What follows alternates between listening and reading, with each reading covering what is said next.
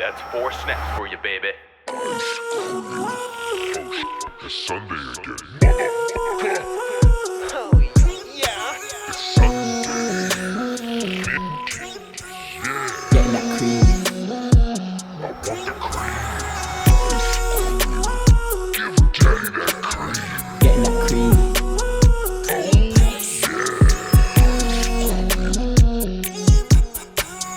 Getting that cream. Brace yourself for the cream.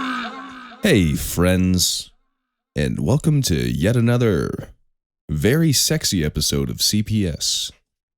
My name is Josh, and with me, as always, is my partner in crime and my partner in love-making therapy, Rik. Talk to me, baby. How are you on this fine Sunday afternoon? I'm feeling like the mayor of Creamtown. I feel like I've got a funny little hat. I feel like I walk the town and the locals wave to me. So it's one of those very creamy Sundays. I'm blessed, man. I'm blessed. Hashtag blessed. Yo, for real, whoever says blessed, they can go f themselves. I hate that Dude, that drives me crazy too. I was behind by the way, everybody, I apologize. I'm holding my microphone in my hand. I'm trying to test that out just to get it closer to the mouth and also give myself a little more freedom to move around in this tiny little closet. There you go. But just a heads up, so if the audio sounds a little bit different, it's just a test. But yeah, I was behind this bitch in line in Tulum to go to a pyramid, and they're all wearing shirts that said hashtag blessed on it. And this person's like, oh, blessed, what's that mean? And the lady's like, child, I wear a shirt that says blessed because everybody that meets me is blessed. And I was like, oh, Jesus, Murphy. Worst humans on earth. I don't know. I throw that in the live, laugh, love, like the cursive writing in every freaking dorm room, every sorority house. It's like, f off, dude. Dude, I don't live, see laugh, love can suck my big toe. That is also ridiculous. It's What, like what the about most... a little eat, pray, queef? What about you think about that? Eat, pray, queef, I'm down. I can get down with some eat, pray, queef. That's funny. Live, laugh, love. Any motherfucker that goes to, what's it called? What's that store called? Michael's, or what's the other one? Home... Bed Bath Beyond? Bed Bath Beyond, I guess. The one, the conservative one that hates the gays. Hobby Lobby. Oh. Yeah, you go to Hobby Lobby, pick up a live, laugh, and love sign, hang it up in your kitchen. Yeah, dude. Freaking Bed Bath Beyond is like going out of business. I just saw a little blurb about it today. But yeah, the one in Keene shut down and everything was like 90% off. They were selling like the little scooters for like the handicapped people, and they were selling like the shelving units and like the walls and the pipes in the bathroom, and they're selling toilet seats. Like, dude, that's funny. The one right next to us just shut down too. Same thing. We walked in, we're like, oh, closing sale. It was empty, and they were like, they were selling the shopping carts at that point. They must be so desperate for money. Oh my god. yeah, there's like a sticky note in the bathroom. Like, if you want to take the rest of the soap, just like leave whatever change you have in your pocket. Like, we'll take whatever we can get by this point. Could you imagine? Oh man. Should have bought one of those handicap wheelchairs for 20 bones. Just drove it home. Yeah, Not a and then I bad can deal. chase around my dogs in the backyard, put some like souped up tires on it or some off-road vehicle. Yeah. Put a fucking plow in the front and use it to shovel. Oh. That would actually be kind of dope. Yo, tell me about your stand-up experience. I've been meaning to ask you, but I wanted to save it for the pod. Oh yeah, dude. It was surprisingly, I didn't really bomb, I don't think. Now, I've been on stage before. It's this place called the Crown Station in Charlotte. They do like a open mic night every week for comedians. And I signed up. I was 12th in line. So didn't have to go on too early, and everybody just does like a 5-minute set, and then there's a host, you know? Yeah. Standard like open mic. Dude, I had only been writing jokes for like a week and wrote all the jokes I told like that day. And I went up 12th, so I had to sit there for an hour, shaking in my boots. I had a couple drinks at the bar because I was nervous. Yeah. And I go up there, and I'm expecting to bomb. Like, I already had been planning on bombing, but I got a few laughs. I told a couple of comics that I was, like, it was my first time and shit, so I think they were a little lenient. And there's mostly comics in the crowd, too, I think. I mean, there was a solid 50 people watching me, I think, though. I mean, it wasn't a small thing, you know? Maybe 100. Yeah. I don't know. I'm bad at figuring that out. No, fuck that shit. We made it. We hit the 5-minute mark, you fucking cunts. You asshole. But I get up there and I realize my stuff is like a lot dirtier than anybody else had, you know? Mm-hmm. And so I'm already nervous that I'm going to offend all these people. I mean, people swore and stuff, but I had jokes where I have like a homeless guy's blowing me at a McDonald's was one of my jokes. I was the only comic all night to say the word cunt on stage. And what did I say? Oh, because the parking garage in Manhattan fell. So I said something like, hey, that one guy died in the parking garage that fell in the financial district in Manhattan. But I said, don't worry, all the cunts on Wall Street are still alive, though. But it was a dumb joke. It wasn't even like that funny. But as soon as I said that, I got the light. And I was like, I think they might be giving me the light early because I said cunt. But probably not. But that's probably just in my head. But it went okay. I got a few chuckles. You know, wasn't bad. I'm going back to another one on Tuesday and then Wednesday again. So how long were you up on stage then? Like 5 minutes? I did a full 5. Yeah, I did a full 5. Yeah. I made it last. Yeah. Yeah, that's weird because that's 5 minutes of, I mean, in my eyes, like it's a performance. But like even when you make a song or like I make a video, like we revise that so many times, it's like it's kind of crazy to get up there and have eyes on you 100% of the time for 5 minutes. That's that's what's interesting. Scary in my world. That's what's interesting about stand-up is you need an audience and you can't just do it in like we can make videos and I can make music by myself in my room, you know? Yeah. But you can't get better at stand-up in a room by yourself unless you're insane. I mean, you could do a podcast like we do, but it's not the same as stand-up, you know? You have to have a crowd, and that's how you practice is in front of crowds. It's not like you can practice on your own and then go out and crush. You have to like get good at it in front of crowds. So you have to eat your own dick on stage a lot to get good. So yeah, I didn't bomb this time, but we'll see how it goes. Next time, I'm gonna talk. I have a 2-minute long bit about eating my own cum. I'm gonna do on Tuesday. So, yeah, I don't know. I got like a million ideas going through my head all the time. But I remember a while ago, I was thinking like if I could do like a comedy thing by myself in my basement. But then it's like if it's just me talking into a microphone in my basement and I put in like fake laughs and like I was trying to think of like a way to practice and like. Because it would be nice if I could try doing that. Because I always watched stand up and shit growing up, and I remember I used to record on my VCR when I was in middle school, and I'd go back and watch it and shit. But I don't know. I'm kind of to the point that like if I'm gonna film something or work on something, I need to be able to do it in my basement. Like that's just kind of like my. I don't even do shit upstairs anymore. Yeah. I mean, the cool thing too about doing open mics is like when I come home to visit. I can always go drive down to Boston and do one around New Hampshire too, or wherever we go on vacation. Like I'd have to go to Asheville, North Carolina once a month for work. So I'm just going to go on the day they have that big open mic that I went to. So I'm just going to do comedy there. I'm just going to do it as much as I can, you know? Did you have anybody film it or anything? No, I didn't want to film my very first time because I figured like, what's the point of going back and looking at game film for your very first time doing comedy? You know, I mean, True. What am I going to learn from that? Mostly about just getting my feet wet. But I'll give it a couple more times and then I'm not going to film myself, but I probably will definitely record myself, you know, just so I can hear the reaction. At least, you know. And then eventually I'll probably do clips and stuff, but it's not like I'm nowhere near as experienced of a comic enough to start like promoting my comedy or getting clips and shit, you know.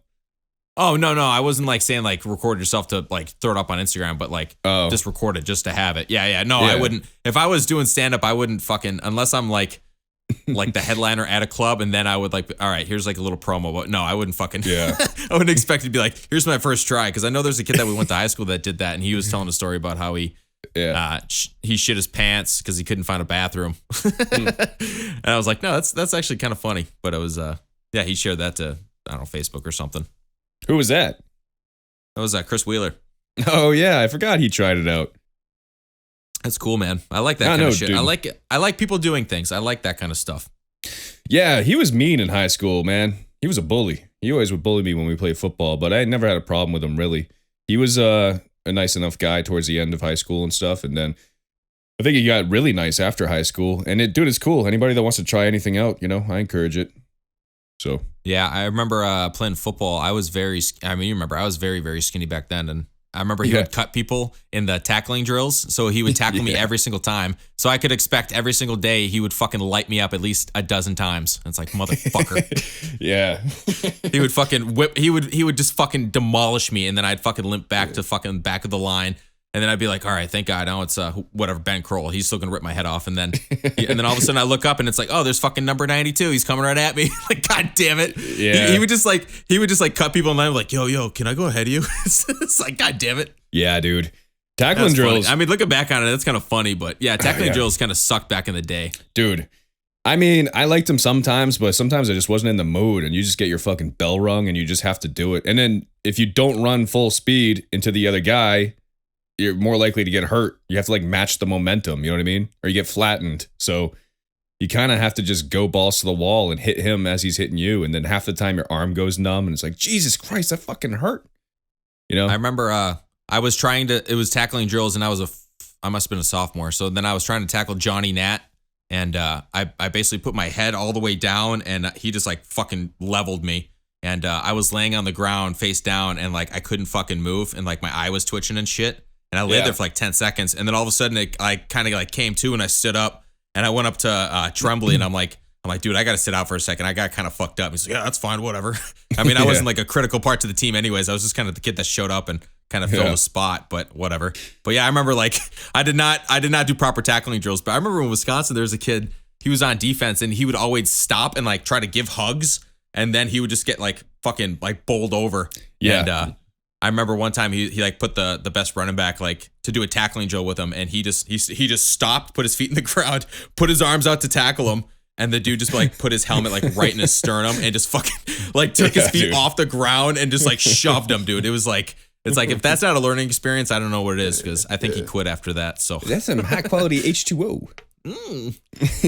Dude, football was fun back in the day. I have dreams sometimes that for some reason I have to go back and play.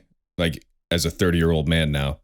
And I would suck dick. I mean, I wasn't even that good anyways, to be honest. I could run fast, but I didn't really, I mean, Tremblay was a great coach and everything, but we didn't have like a small school. You didn't have like a good quarterback coach or anything like that. But I just would run the ball fast. That was pretty much all I could do. And I was okay at tackling and stuff. I was a decent defensive end when I... The thing was like you were one of the few folks that could like tap into your aggression and like actually like make an impactful play. Like, cause what, you played strong safety and quarterback, right? Well, yeah, I didn't play defense at all.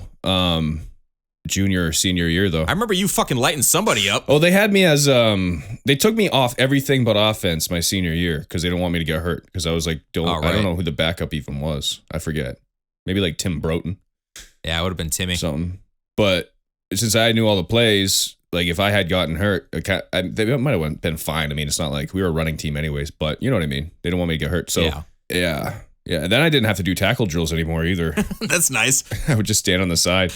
I was like, it was weird because I kind of wanted to do what everybody else was doing, but I get it. They didn't want me to get hurt. I was kind of, I kind of did what I wanted to do during practice. Cause like in the games I would play like tight end and then defensive end. So I should have been doing tackling drills. But when we did defensive shit, I always went with the cornerbacks and I just did like coverage drills and like they'd throw the football at you and then they say go and then you spin around and catch it or it'd smack you in the face mask. I would do that shit, but I was supposed to be doing the tackling drills, but I never did any tackling until like game day. And then I was just like, I would just get outrun anyways because I was just tall and I wasn't very fast. I could run for a long time, but I couldn't run very fast. Yeah, not a sprinter per se. I remember you run up the fucking sideline many a time. You were what? Yeah, dude. All-state D3 quarterback? Yeah, first team All-State. But that's just you ran because for like 5,000 yards. Well, dude, our team collectively, the seasons are short in high school football. It's not like we do like a full 16 game. How many games did we do? Like 9? No, I think it's 7. Because I think the best we ever did was we went 3 and 4. Yeah. Damn. So it's even shorter than I remember. But in those 7 games, I think I scored like 25, 26 touchdowns. Senior year. Yeah, and our I'm team pretty sure scored like 30. Yeah, you probably had like 80% of the touchdowns. Yeah. Yeah. I definitely scored like 4 in one game once. And they were all running. I mean, I threw for like a couple touchdowns, but the majority of them were running. And that's It's not like because I was good. That was just the nature of our offense. That was just how it was designed. It was, it's an option read. And then the only time when I pull the ball in the option read is because I have this giant gaping hole. And by the time I'm already in the secondary by the time they're catching up to me. And then I just turn on the fucking, the boosters and I'm off. The boost. I was going to say boosters, dude. Yeah, I had fucking boosters, kid. I was fucking, yeah. But I remember that's you, just, you threw one up to Daryl. I forgot where it was, but it was one of the few games that we won. But I remember he was like high stepping backwards into the end zone, and the fucking ref looks him right in the face and throws the flag. And then you can hear Tatro on the side, Daryl, what the fuck are you doing? Oh, Damn what an animal. Oh man, that was funny. Yeah, that was fun back in the day. Yeah, dude, it was good memories for sure. It definitely made me a man. Especially with a coach like that. Like, it is kind of. I don't know. I was not in the military, so I can't speak to what it's like to be in the military, but it felt very military the way he ran it, Yeah. Didn't put up with any bullshit, Like, he has a conversation with your parents at the very beginning of the season, and he's like, listen, your kid's not going to play if he's not good. That's just the way we do it. And then the conversations he would have with the team when the parents weren't there were much more hardcore. Like, listen, you like, not Tremblay per se, but, like, it just was. Well, Coach Allen too, and we had good core of like. I mean, I only played sophomore, junior year, but yeah, that was. I like the coaches. Yeah, Tremblay picked a kid up and threw him because he tried to get in a fight with a kid. He said, "Get the fuck off my field." I remember Coach Cheney. He would because he was playing like semi-pro football, and he would like give us all the best drills and shit. Like that was probably the most I got out of like football at all. Was just probably the tracking drills where you had to like if somebody's running up the sideline and you have to catch them 40 yards from there, like what angle you take or whatever. That was probably pretty helpful. But doing some like running routes and like getting somebody to fucking whip having you throw the fucking football as far as you or as hard as you can at me from like 15 yards. And I'm not like, if I'm not going to whip my head around, I'm not going to catch it. It's going to fucking ding me in the side of the head and I'm going to fucking see stars for a second. Like I would throw that thing like a mile in the air sometimes. It would just go like 70 yards. Just fucking sling it. Yeah, dude. Doing the fucking just running. That was my favorite shit, was just running routes and just catching the ball, dude. That was always my favorite shit. Yeah, it was cool. Man, we have a lot of references for any listeners out there that don't know any of the people we're talking about, though. Well, no, we're just talking about football in general, dude. Yeah, I guess you're right. But yeah, it was good times, man. That was a good tangent. Yo, I gotta ask you a personal question. Oh boy. You know that word lore, like LORE? Indeed. I heard this word for the first time like 2 weeks ago, and now I hear it every 5 seconds, and it's freaking me out. What the hell is lore? I see people talking about it. Like, when did it become a normal part of conversation? Or am I just been like oblivious to the word since it's... How do you not know? Yeah. I'd never heard that word, like, ever, dude. Really? Yeah. And now I hear like, oh, the lore of Warhammer, or the lore of South Park, or the lore of this. And it's like, so that's just kind of like the atmosphere that takes place in existence.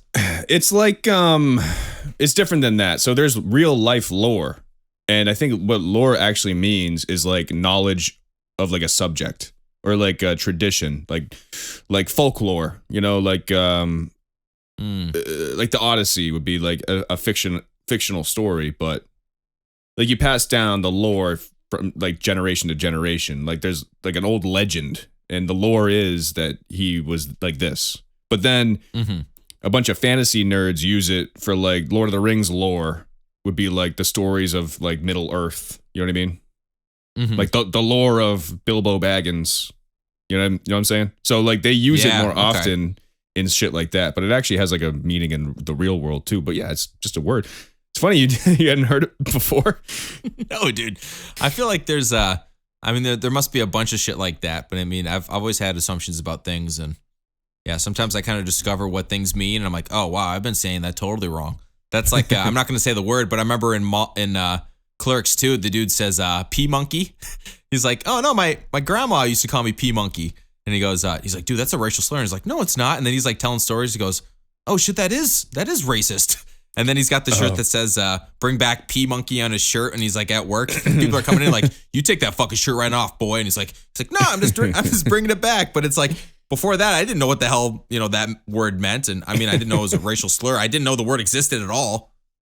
I'll flag this, so I'll bleep it. But I had no idea you were saying pork monkey for the first like minute of you. Well, yeah. telling Well, I that. guess you could have just thought you were- blurred out monkey, but yeah. Canceled. Yeah. I'll crow it out, but I thought you were Crow talking it out about every a monkey. time, and then it'll sound like I'm actually saying it. Canceled. No, well now they'll know. Yeah. But I thought you were saying like a monkey that gets peed on. You know what I mean? Like you're a pee no. monkey, No, I was. like a shit monkey. I don't know. I'm trying not to use certain words on the pod, but whatever. Yeah. I mean, you don't want somebody to take that clip. Now that we don't do the no context anymore, we're baby. That algorithm will shut us down real quick on the boob tubes. Yo, when's the last time you had some sushi? Interesting. We went for sushi a couple nights ago and ended up not getting it because the place was closing sooner than we thought. I think it's been probably a solid month or two. Oh shit. Yeah. Why? What about you? I went to a place in Manchester on Friday, and it was all you can eat, and it was me, Jimbo, and another dude, and then 2 chicks, so the 5 of us, and it's all you can eat. And I was looking at the specialty rolls, and I'm like, all right, I'll get one of those, and I'm pretty much done. And then the dude sitting next to me, he's like, well, let's try a couple more of these. So then we get all the food and all this and that, and everybody's eating, and I'm looking down. I'm pretty full by this point, and there's like 30 pieces of sushi left on this fucking plate. And I look at James, and he's like, I don't know, man. I got all the sashimi. Like I ate what I ordered. I'm like, so what? So like, how does this work? And he's like, well, if you don't eat everything, they charge you for everything you ordered. And it's like, huh. So I should probably eat all of this before my bill comes out to be like $80. So Yeah, well, aren't they going to charge you for what you ordered anyways, even if you do eat it? no, because it's all you can eat. Oh, wait. Yeah, but okay, so they charge you additional fee on top of the all-you-can-eat fee. So mine was Got it. like all you can eat was like $35. But I probably ate probably twice that amount in sushi. I mean, I got like the expensive rolls, like the $14 for like 8 pieces. I got a shit ton of those. And Oh, yeah. but yeah, dude, it got to the point I'm looking at the plate and I'm counting it out.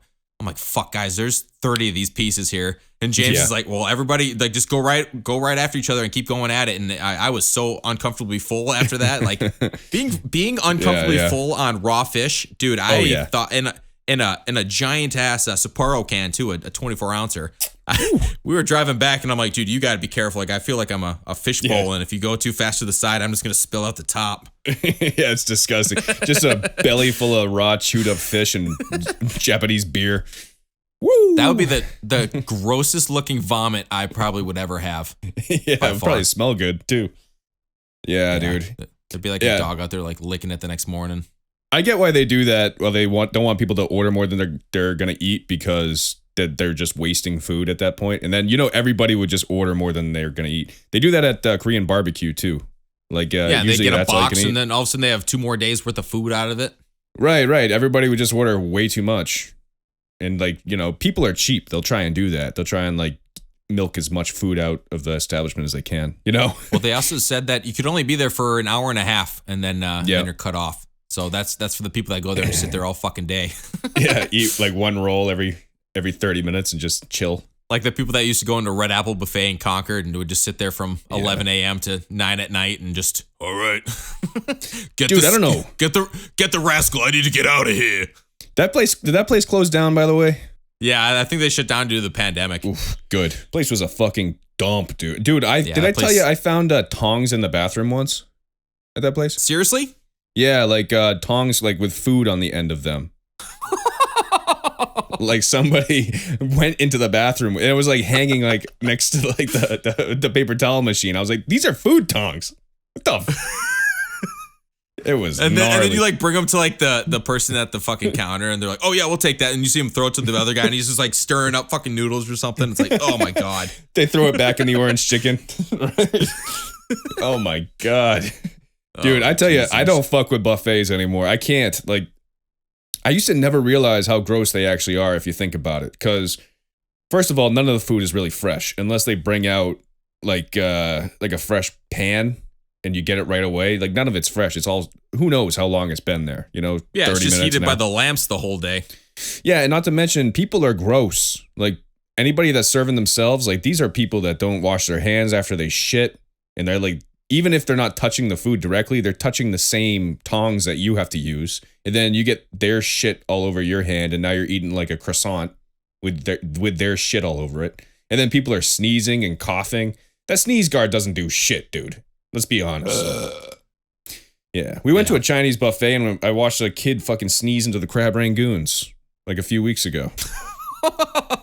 What'd you do? Did you grab them all up and fucking run out the front door? It was crazy. I was like behind them in line. These are mine.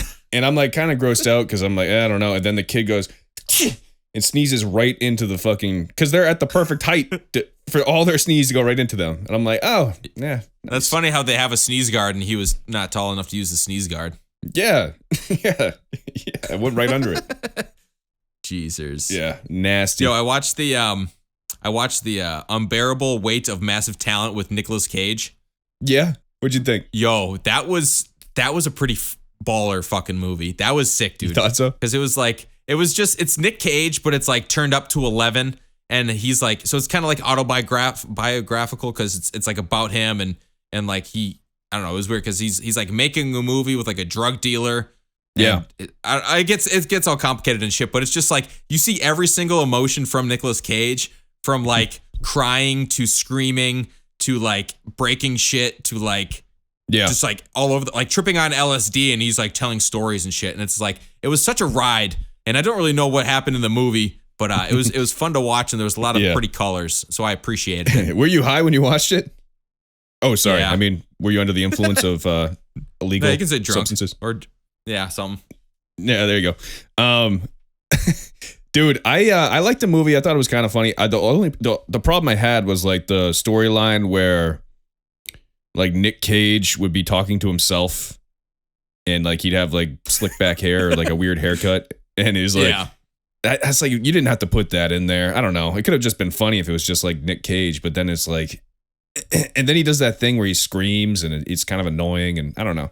But it was kind of funny. Like the concept of it was funny. One of the best parts of the movie was when like the 20-year-old Nick Cage was next to him, and then Nicolas Cage is like, I don't know, I think I'm gonna retire from acting. And then the 20-year-old version goes, are you kidding me? You're Nick fucking, and he goes fucking for like 20 seconds, like one shot on him the whole time. Fucking Cage, and he goes, you know what? You're right. And I'm like, what the hell? Yeah. Like I was like counting it, and it's like that's like a long time for him to like. I don't think I could physically say fucking for 20 seconds. Yeah, like I don't think that's possible for my lungs to do. I think those are the parts that are annoying for me. I'm like, it's like hurting my ears. Like you're just annoying. You know what I mean? That could just be me, but yeah, I was never into the like Dumb and Dumber growing up either. I never really was a fan of those. No way. I wasn't. I swear. Well, the only good one really is the first one, Dumb and Dumber. You know? Yeah. Dumber and Dumberer, whatever the fuck. Yeah, it's not even the same dudes, right? Yeah. Yeah. The first one might be the funniest movie of all time, I think. I think that's top 3 funniest movies of all time. It's definitely one of my favorites. I like it. I didn't see it until I was probably a teenager, but yeah, I have seen it, but it wasn't like a childhood staple by any means. Well, dude, the best part about that movie is that all the jokes, if you're not like paying attention, they could go over your head. But just the dumb shit that they say, like, I'll bet you $50 will have you gambling by the end of the day. You're on. You know what I mean? Like shit like that. Like it's funny. Yeah.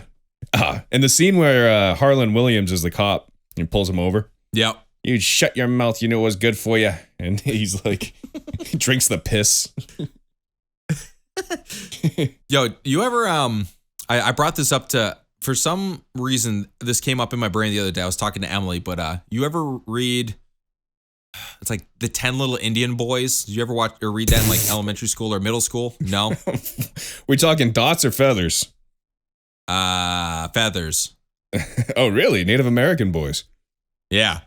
No, I did not read that. I don't think that's the name. I don't think that's the name of the book, but it's like a book within a book. But it's like these people stuck on an island or something, and there's a poem about it's kind of like 10 little Indian boys jumping on the bed. One fell off and banged his head, and then you go 9 little Indian boys, and you go all the way down. So each Indian boy dies, and then there's like a rhyme for the next thing. So they say the poem. And then like the book progresses, and then one of the people dies, like kind of like how the Indian boy died in the poem. And then I was thinking about this, and I'm like, dude, this was middle school. Middle school? Yeah, middle school. This is the 5th grade. I made up my own 10 Little Indian Boys full one sheet on Microsoft Word of like the most offensive I don't remember what it is. I could dig it up, but I'd probably get arrested for it or something. I remember like for 2, I said Jew, and there was like a dude in a wheelchair with like a swastika on the wheel. And Oh like, my God. I printed this off and I brought it to school and I would show my friends to the point that like if a teacher would have taken it from them, I would have got fucking kicked out of school, dude. As like a corrupt little 5th grader. Nowadays it's just like Emily said something the other day and it just triggered this whole memory in my mind. I'm like, dude, I remember sitting on my family computer in Paint, like drawing like a hangman, like a dude hanging from a noose for like number 7 and all this other shit. It's like, Jesus man, Christ. What wild times we live in, man. Well, dude, back then it wasn't like that big of a deal. Nowadays, you'd be, for sure. You'd be in trouble. I remember second grade, a kid brought a Playboy to school and we were looking at it at the little cubbies outside of the fucking front door to the classroom. How smart is that? That's pretty wild. Second grade is a little young to be looking at Playboys, I think. But yeah, I remember I used to draw Dragon Ball Z characters and give them out to the boys in class, and we'd all just be Dragon Ball Z boys. It was a good time. I used to do offensive. I used to draw like fucked up comics too when I was in middle school, I think. I don't know, maybe younger than that. But I always thought it was funny, like, because Steven Jagir showed me like Happy Tree Friends and stuff. Yeah. Like that old fucked up show. But I just thought like horrible, grotesque, like violent humor was funny at the time for some reason. So I draw like stick men, like with chainsaws and stuff. Like people probably would think I was a psycho too, you know? But I just thought it was funny. That was the time era though, dude. Like, yeah, especially Happy Tree Friends. Like just, so for anybody that doesn't know, you want to look this up. It's little adorable gross animals getting mutilated and killing each other. It sounds so bad when you say it like that. And it kind of is if you think about it. It's so dark, dude. I think it was on streaming at one point. I think you could watch it. This was back when YouTube was the Wild West. I'm pretty sure you could watch them on YouTube and shit. Yeah, they're definitely, I don't think they're on there anymore. No. Yeah, dude. I've got my my like student planners from every year through middle school, and I've got little every so often I'll open it up, and I've got like little comics, and like the front of it was Kim Jong-un dressed as or looking like Beavis from Beavis and Butthead, and that's funny. There was like a twisted metal thing on the front. Yeah, I've got like and I've got Sharpie all over it, and I had people sign the back of it. Like everybody just did that shit back in the day. It's like if somebody showed up with a cast on their arm, by the end of the day, everybody would sign that motherfucker. Yeah, they probably still do that. I mean, we would draw dicks on the cast. And now if you break your arm, you fucking dye it rainbow and get a Skrillex haircut. Yep. All you able-bodied people making fun of me in my cast. Assholes. Those were the days, man. Blake broke his leg, and I had to be his emotional support animal to get him around school. Because we were butt buddies. Wow, what a way to put that. That was the weirdest way you could have said that. But yeah, he broke it. I was about to blow my pop filter off the mic with my fucking burst out. So he broke his leg outside playing. We were playing two-hand touch. Dude, two-hand touch football at recess was the shit. Like we would go hard. People would push each other over. Like whether it was snow on the ground was frozen, didn't matter. But Blake was running for a touchdown, and he slipped on wet grass and broke his fucking leg. And he was in a cast, and he would have to have people walk with him in the school because our middle school was multiple floors, so he had to take the elevator because he couldn't get up the stairs and shit. And so he'd have to have a buddy go with him to like carry his books. So I would go with him, and then we would go in the elevator, and I would be carrying his books, and then I knew every time the elevator closed, he would just beat the shit out of me with his crutches. And I would like throw his books at him and shit. And then we'd get to the next floor, and that was like nothing happened. It was just like one of those things. Yeah. You ever, like elementary school, you guys play like Smear the even though you probably have to blur that out, but. Yeah. We used to play Smear the all the time. That was the best. Yeah. And NFL Street was called Crush the Carrier. But yeah, I remember we were out. I probably brought this up in the pod already, but 10-second versions. We broke some kid's collarbone out there because we did a dog pile, and then we left him out in the fucking on the side of the fucking playground. Christ. And then we're in class, and the teacher was like, "Where's Joey?" And then we're like, But it was the same as A Christmas Story when the kid's got his tongue stuck to the pole. Like everybody just leaves him out there. We all went inside like, oh, I don't know. And he's like out, like his arm is like dislocated. He's like, this dude is like maybe like 80 pounds. He was a short little redheaded dude. He was a twin. And guy. we piled on top of him and broke his collarbone. And then the next day he came in with, I think his arm was like stuck up. Like, my God. He had like one of those, like where his arm's like level with his head, like his wrist. It's Yeah. like, Jesus Christ, dude. Dude, it's so funny when you're a kid, like your priorities are so out of whack because you're more afraid of getting in trouble than anything. So you just like, oh shit, dude, we gotta leave him. It's too late, you know? And then as an adult, you're like, hey, we gotta call 911. Like, we just hurt this guy by accident. Yeah. And it's totally fine. But yeah, when you're doing another game, speaking of old recess games, you ever play 500? Oh, yes. Dude, 500, dead or alive. I would always lose. 100% of the time I'd lose. I would get pissed because then assholes would go up there and they'd throw the ball and they yell, mystery box. And then you'd catch the ball and then they'd be like, haha, you're stuck in the mud. They'd be like, fuck you. You only said that because it's me. You would have said something else. That's when I really like developed a love for like basketball and football was recess because I never was any good, but like that's what I would do on my time. And I remember playing in Wisconsin it was called lightning. Here it was called knockout.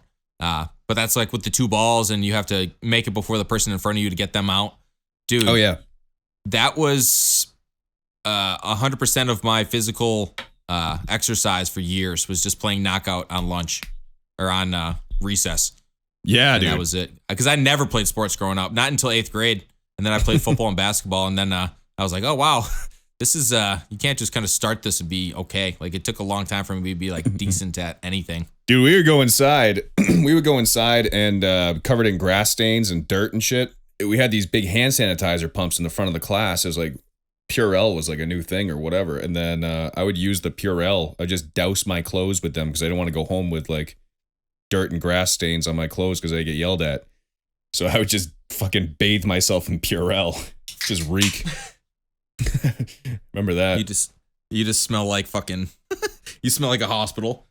Dude, you know the worst thing about class back in the day? Well, first of all, there's no AC. So in like a hot, summer day, it gets muggy as shit in the East Coast. So we'd have like the windows open. You're like, remember when your arms would get sweaty and they would stick to the desk? Yep. Like shit like that. And you'd be on like the science class always had the most uncomfortable fucking stools. They didn't have real desks.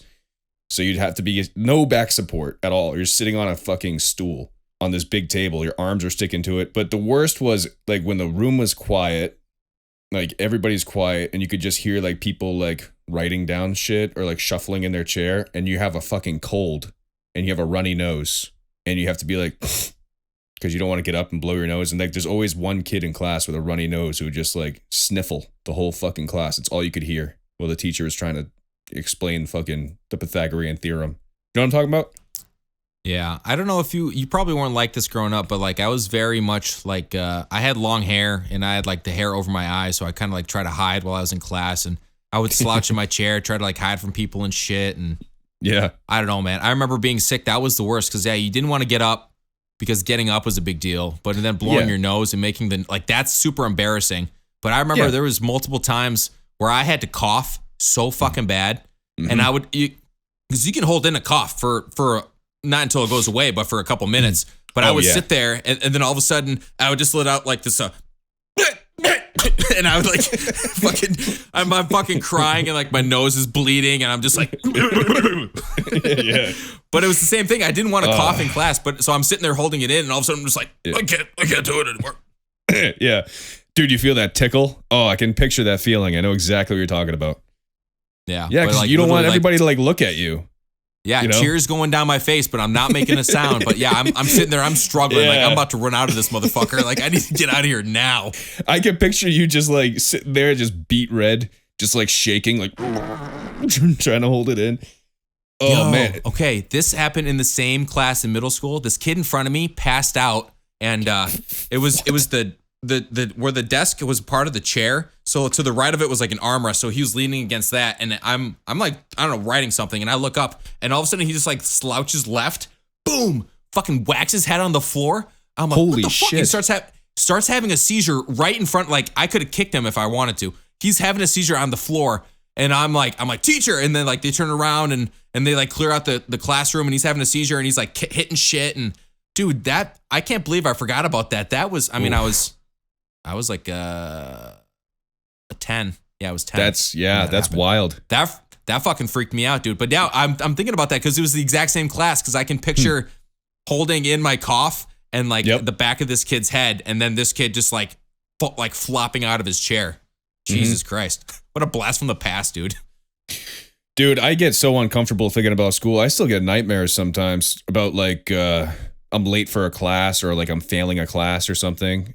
You know what I mean? Like you just get those. It's kind of like the school system is kind of fucked. Like it really is designed to just train you to work in like a corporate job. You know? Like there's no creativity elements to it really. I mean, they got a fucking art class, big deal, but they teach you shit you're never going to use. It is kind of fucked. It kind of looks like a prison, like the cafeteria food. You know, it's just not good. It's like a facility. It's like a government facility that you're required to attend to by law. It's pretty fucking. That's why I kind of like how.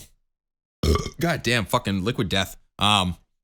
The what I went to college for. So like I went for film, then I went for safety, but both of them aren't just like straightforward. Because I feel like if you're like I don't know, like a math or a lawyer, I don't know something, but I feel like it's pretty straightforward. Whereas like with the video shit, a lot of it was like, all right, watch this and then tell me what you think about it. It wasn't like, all right, tell me the right answer. So I always appreciated that kind of stuff. Like the by the time we got senior year and we're taking like that senior English with McNitus and we're talking about like writing the senior film, but doing all this shit and like we had homework, but it was more about like what's your opinion on stuff. Like I like the things that kind of make you think instead of just like math. Like math is cool, but I hate that it's like you have one answer and you have to find out the way to get there. Whereas you could write an essay about anything and you can be like, all right, well, I'm going to write about my fucking dog and Citizen Kane and I'm going to make it as gay as possible. And that's just what I'm going to do. And like, I don't know, I think taking those classes in high school is really what kind of drove me to kind of go down that path because that was the first time in school that I almost enjoyed doing homework because homework is no more than just practice of, you know, when you're done with work, what do you do with your time? You know, homework that's all bullshit. It is. Homework is bullshit. The same thing with chores, dude. Like everybody like, oh, I hate chores. Chores suck. I can't wait for chores to be over. All right, newsflash, idiot. You're 25. You got to mow your fucking lawn. You got to bring the trash to the dump. Like the chores don't end. Like you just bitch about it because it's something you have to do, dude. Yeah, but then when you're in high school, like I had to mow the lawn and shit. I had to do my own laundry. I had shit to do. I had to pay my bills. I had a job when I was in high school. I had multiple jobs. In high school, I had 3 jobs at once at one point. Like I was busting my ass, and then you're gonna send me home. Like I was just here for 9 hours, and you're gonna send me home with 3 hours of shit to do at home. Like that's worse than a fucking 9 to 5 job. It's horrible. Dude, like homework is bullshit. They should not have homework. You should learn everything in the fucking school. To send a kid home to make him do shit, like especially in an AP class where they're intentionally sending you home with like 4 hours of shit to do, that's bullshit. I think busy work is bullshit. I think to an extent you gotta hammer, especially like taking like AP calculus. If I had not done the homework, I wouldn't have been able to know what I'm doing. But I remember I took like AP European history. I got a 90 in the class, and then you had to take like an exam that I got like a 1 on. I literally drew trees instead of writing essays for this fucking exam. But anyways, But it was all busy work because every night I had to read. It was busy work. I have busy work. Yeah, I don't even know what that is. That's like well, this is a perfect example. So every day I had to read 30 pages and then write notes about those 30 pages. So what I would do is because I couldn't really read at the time because I was 18 and obviously very illiterate. I wasn't. I would write the heading of each paragraph, and then I would write the first sentence, and then I would put a line, and I go to the next paragraph, and I put the first line of that paragraph. I would do that till I had 10 pages front and back with notes, and then I get 100 every single time. But to me, that was busy work because I got nothing out of it. It was just me turning my brain off and just basically just filling in the fucking pages so I could get credit. Whereas that's like if I had actually done that's a perfect example of busy work. Like it made me busy an hour a day. That gave me no benefit at all. But it's like, I should have read it and I should have broken it down, but I don't have the time to do that because I'm taking 2 Englishes. I'm taking fucking, AP calculus. Like I don't have all this fucking time to like do all this shit, dude. But what I mean is that's a perfect example of you getting 100 on that and not getting anything out of it and not learning anything and just going through the motions is a perfect example of why schools just train you to be a corporate drone in a shitty job. Like that's you getting 100 on it is exactly what they want. That's what they want. They don't want you to use your brain or be creative. Earlier on in education, you should be able to choose like the path you want to go down, because if you're like by the end of elementary school, you should kind of have an idea of like, all right, do I want to be an artist or do I want to be an engineer or do I want to work with food? Because in then middle school, you can say like, all right, this is your first cooking class. All right, now we're going to teach you trigonometry. All right, we're going to show you about, how to build bridges. And all right, now you have home ec. Like that's kind of how they sprinkle it in. But like even in high school, you didn't really get to, you got to choose your classes, but like you still had to do like 2 years of a foreign language.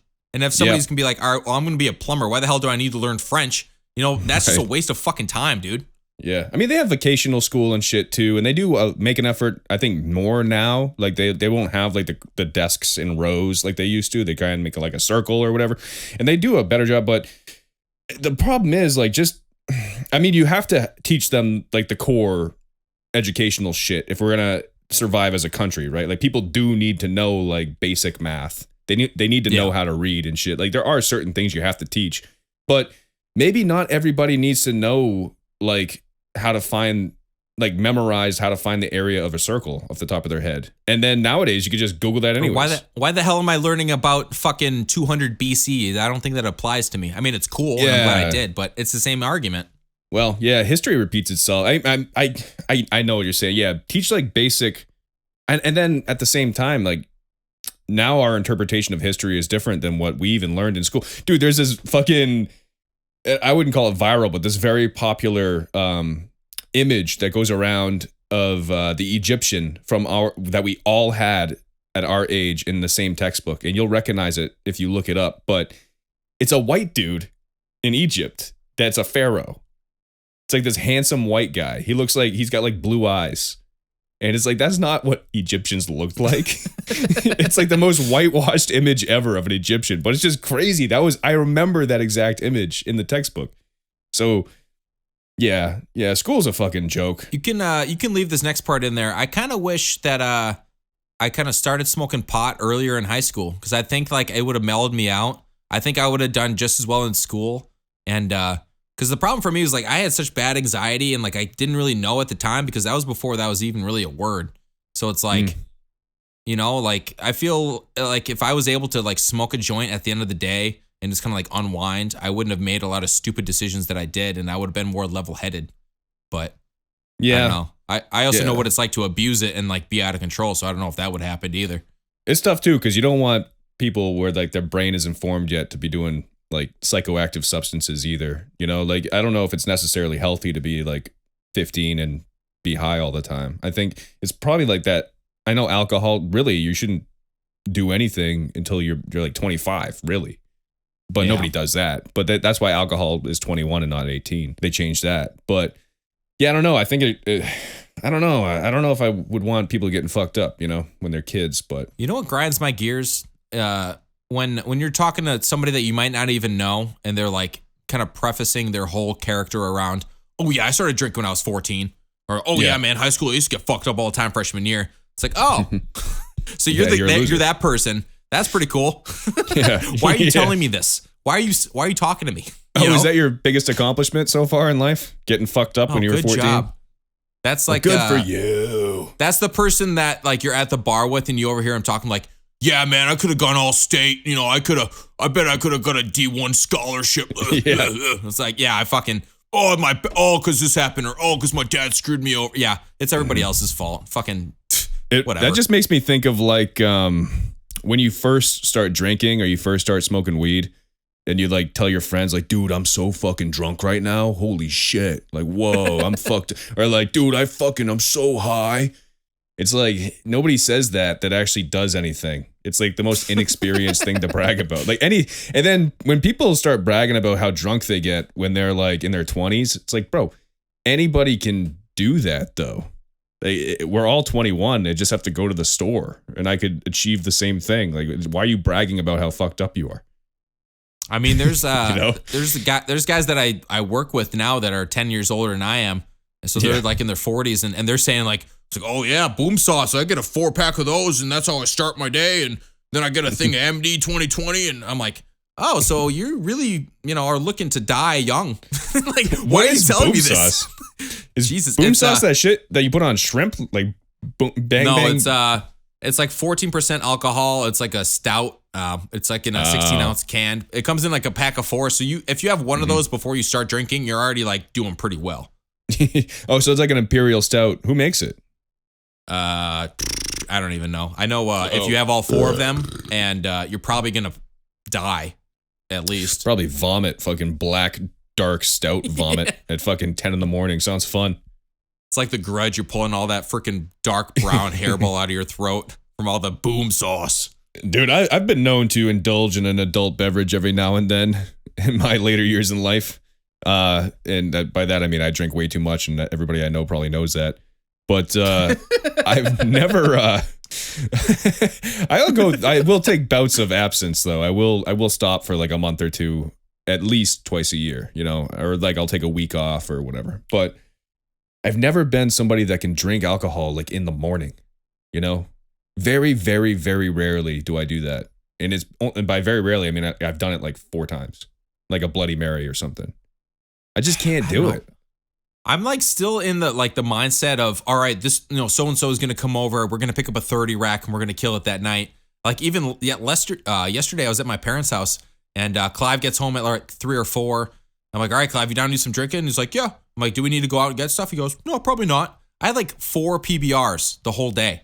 Imagine I'd gone out and picked up a fucking 30 rack. And I'm like, all right, like that's how my brother gets all his beers, because every time I leave 20 freaking beer cans left for him to freaking, and now they're his, But it's like, I'm to that point that it's just not, I don't binge drink anymore. I don't know. Yeah, I still drink too much, but not until after like 5 or 6, I just can't. Like if I drink at like 3 p.m., I feel like a dirtbag for some reason. I think the day, like I haven't accomplished enough in the day yet. It's too early. I need to get shit. Like I need to have, even if I don't do anything, at least I'm like experiencing the day with a sober head until 5 or 6, Yeah.